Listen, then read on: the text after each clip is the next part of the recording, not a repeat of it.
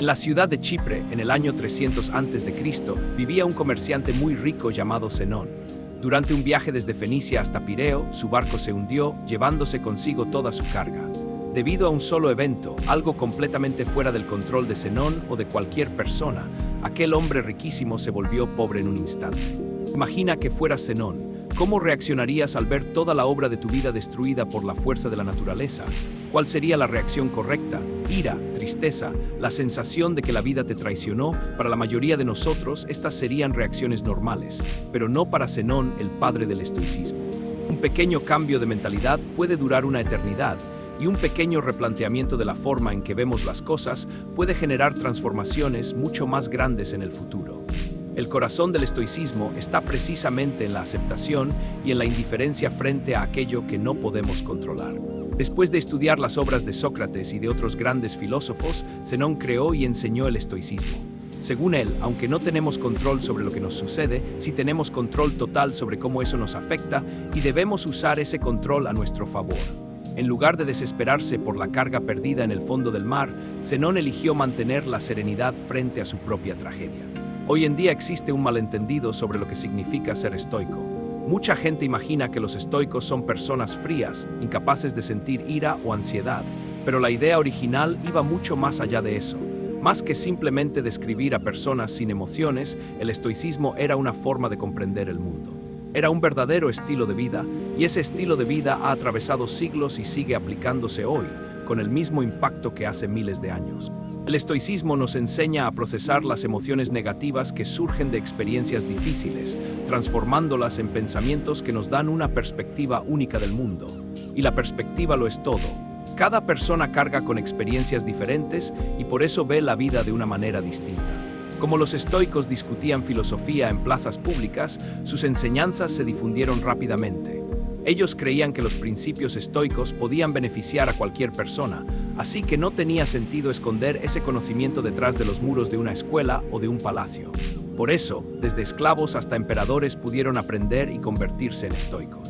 Algunos de los estoicos más conocidos fueron Epicteto, que había sido esclavizado, Séneca, un respetado estadista, y Marco Aurelio, emperador romano y uno de los hombres más poderosos que jamás han existido. Los primeros estoicos practicaban lo que predicaban, combatían cualquier forma de segregación y luchaban contra la desigualdad. Fueron ellos quienes crearon el concepto de ciudadano del mundo, la idea de que todos pertenecemos a una misma humanidad, sin importar las fronteras. En una época en que las mujeres no podían estudiar filosofía, los estoicos discrepaban por completo de esa restricción. Musonio Rufo, maestro de Epicteto, sostenía que las mujeres poseían la misma inclinación natural hacia la virtud que los hombres, y que negarles el acceso a la filosofía no tenía ningún sentido. Por eso, incluso en tiempos difíciles, las mujeres pudieron aprender y vivir según los principios estoicos.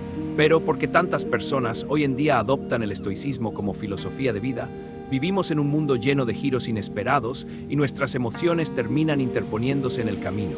En realidad, no nos entristecemos simplemente porque suceden cosas malas, nos entristecemos porque suceden cosas malas e inesperadas.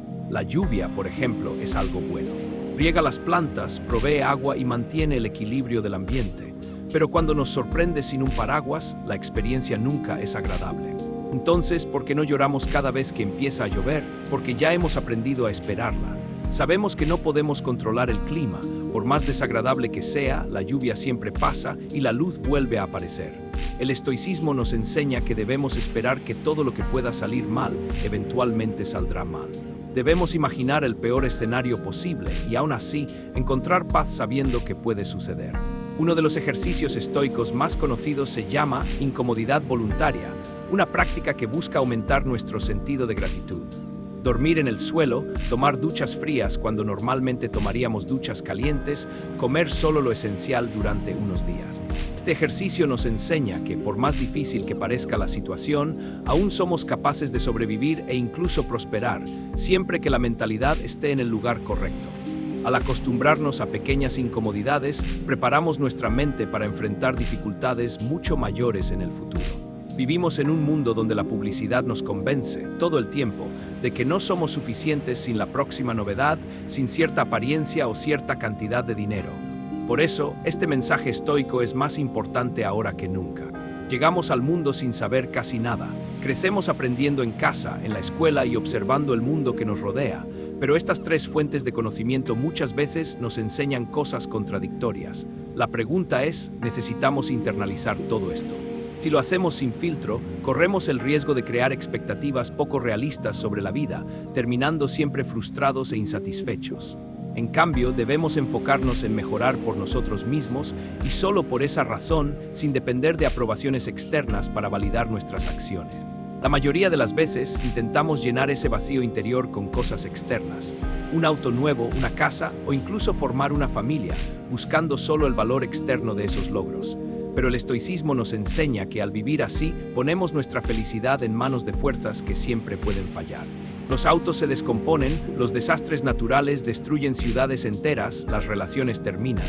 Incluso las cosas gratuitas de la vida tienen un costo, el costo del espacio físico y mental que ocupan en nosotros. Como escribió Séneca alguna vez, aprender a vivir con menos crea espacio para lo que realmente importa.